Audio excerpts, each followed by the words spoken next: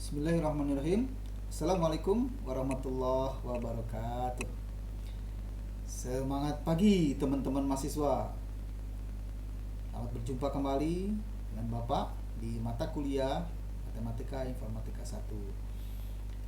Seperti biasa teman-teman mahasiswa, Bapak ditemani oleh Ibu Maria Kristina yang juga mengajar di mata kuliah yang sama, yaitu Matematika Informatika 1 dengan kode mata kuliah VII 1C3 ya, namun beliau mengajar di kelas yang berbeda.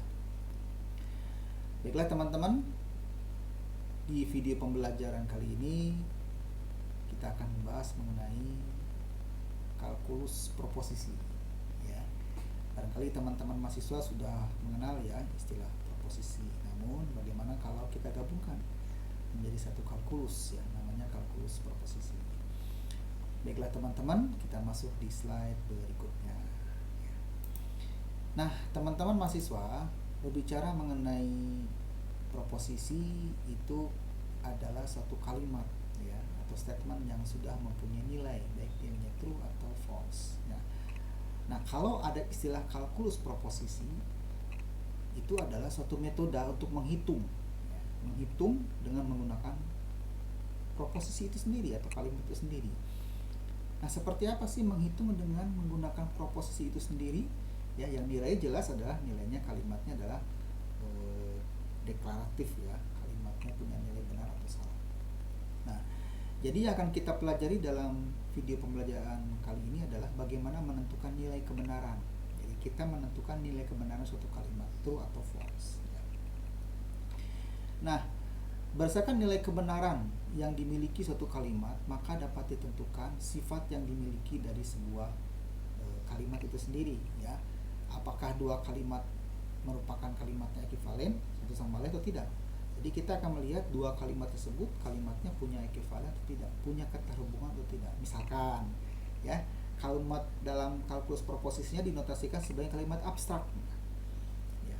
Contohnya adalah ada sesuatu di ruangan ini atau tidak ada sesuatu di ruangan ini. Dalam hal ini adalah kita bicara mengenai ada atau tidak ada ya, ada atau tidak ada, ada sesuatu di ruangan ini atau tidak ada sesuatu di ruangan ini ya, kita bicara seperti itu. Kalau ada itu berarti true, kalau tidak ada itu berarti false ya, kalau kenyataannya seperti itu ya. Baiklah, kita masuk di berikutnya adalah, nah kalimat di atas itu sepertinya kita akan masuk ke dalam suatu nilai proposisi ya. Proposisinya P ya, kemudian lawannya adalah not, artinya tidak ada ya. Kita simbolkan dengan P or not P ya. Jadi kalau kita bicara seperti ini di dalam tabel kebenarannya teman-teman mahasiswa, P key, jadi ada dua variabel nih teman-teman mahasiswa ya, P key kemudian P implikasi key ya, implikasi ya. Nah, dia akan bernilai false kalau P-nya true, key-nya false. Selebihnya adalah nilainya adalah true.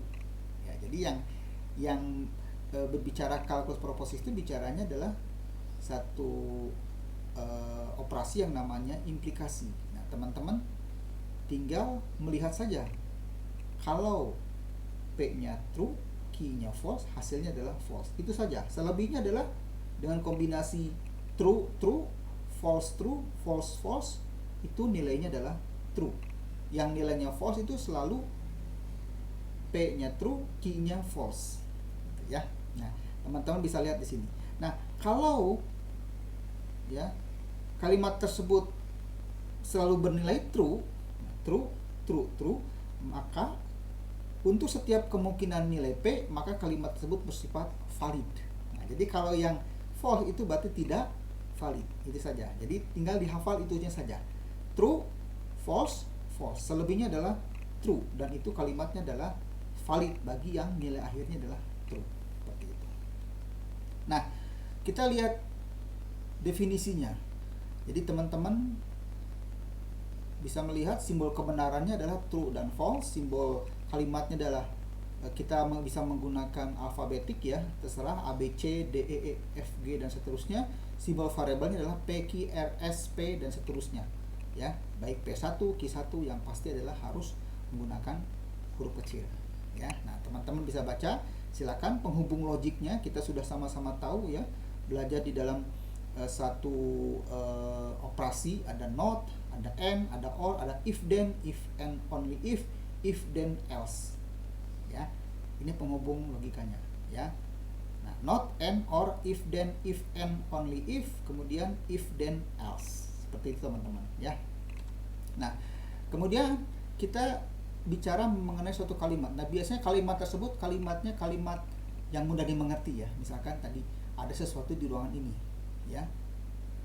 Jika ruangan ini kosong, maka tidak ada sesuatu di ruangan ini. Jadi itu kalimatnya dimengerti oleh bahasa kita. Namun gimana kalau kalimat tersebut dalam bentuk kalimat yang di dalamnya ada nilai variabel, di dalamnya ada penghubung logik ya, seperti not, if, and, then, not ya. Nah, variabelnya p, q, r dan seterusnya. Maka kita bisa tuliskan seperti ini. Diketahui suatu kalimat A itu kalimat ya, if not p, and q, then not r gitu. Ya, ini kalimat. Nah, kalau dibaca ya, apakah tidak ada p, n, q, maka tidak ada r gitu ya, kalau kita terjemahkan ke dalam bahasa kita.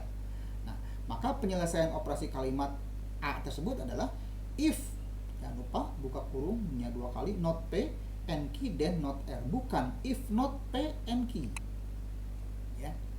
Nah, karena perhatikan not itu punya urutan prioritas yang tertinggi ya, maka not p-nya didahulukan dulu, baru digabungkan dengan q, baru digabungkan dengan then. Jangan not p, n, q ya. Nah, seperti itu kurang lebih ya. Baiklah, kemudian kita bicara mengenai interpretasi teman-teman. Interpretasi itu apa?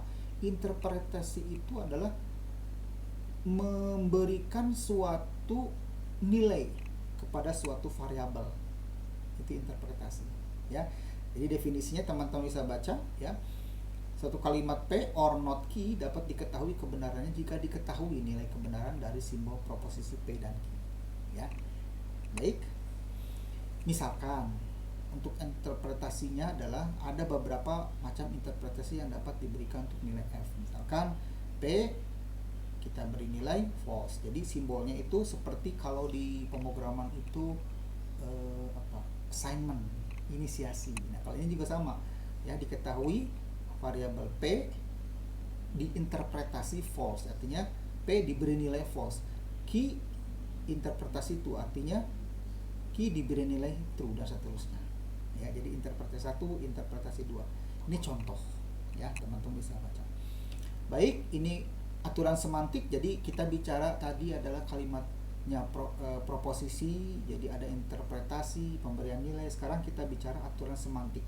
Nah, kalau aturan semantik sebenarnya teman-teman tidak usah dipusingkan dengan istilah, waduh ada lagi nih ya, semantik apa ya. Yang pasti kalau kita bicara dari mulai dulu ya, di video pembelajaran sebelumnya ada aljabar boolean, fungsi boolean, sekarang kalkulus proposisi, itu tidak akan jauh-jauh dari true, false gitu ya. Kemudian sekarang interpretasi artinya pemberian nilai gitu kan, variabel gitu kan, alfabetik besar dan kecil dan seterusnya ya. Jadi aturan-aturannya teman-teman bisa baca, aturan true, false, not, and dan seterusnya. Nah, ada lagi nih aturan or juga, if then, if and only if. Nah, jadi ada berapa nih teman-teman kita bisa baca?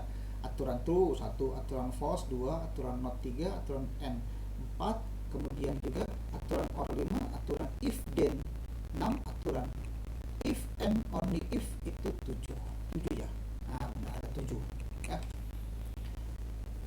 Nah, sekarang kita contohkan misalkan sebuah kalimat interpretasi A, interpretasi I untuk A ya, teman-teman bisa baca ya. Kalau ada kalimatnya adalah seperti ini ya, wah ini statementnya if buka kurung x n buka kurung not y tutup kurung then buka kurung not x tutup kurung or z tutup kurung ya. Interpretasi I untuk A nya adalah kita berikan nilai x nya true, y nya false, z nya false, seperti apa dikombinasikan hasilnya seperti ini. Jadi teman-teman nanti latihan di rumahnya menginterpretasikan ini ya, memasukkan saja ya nilai-nilai x, y, z yang sudah diinterpretasikan dengan nilai true atau false, masukkan ke dalam kalimat ini ya, yang if, yang kalimat A ya. Seperti apa hasilnya ya, kurang lebih samakah dengan yang sudah Bapak buat? Nah, silakan buat seperti itu ya. Nah, jadi sekali lagi dalam kalkulus proposisi ini teman-teman pastikan ya, tadi kalkulus proposisi sudah mengenal istilah itu. Kemudian kita bicara mengenai interpretasi pemberian nilai. Kemudian kita mengenal aturan semantik. Tadi ada aturan or, and gitu kan, if then, if only then, dan seterusnya. Itu ada 7, mohon diperhatikan, mohon dipahami. Nah, sekarang yang slide terakhir di video pembelajaran kalian adalah tinggal memasukkan saja ya interpretasi untuk variabel x, y, z-nya tersebut dengan nilai true, false, itu masukkan ke dalam kalimat sesuai dengan contoh seperti apa ya. Nanti di video pembelajaran berikutnya kita akan masuk mengenai bagaimana sih aturan semantik itu ya. Bisa jadi interpretasinya bisa menggunakan pohon semantik atau menggunakan aljabar boolean.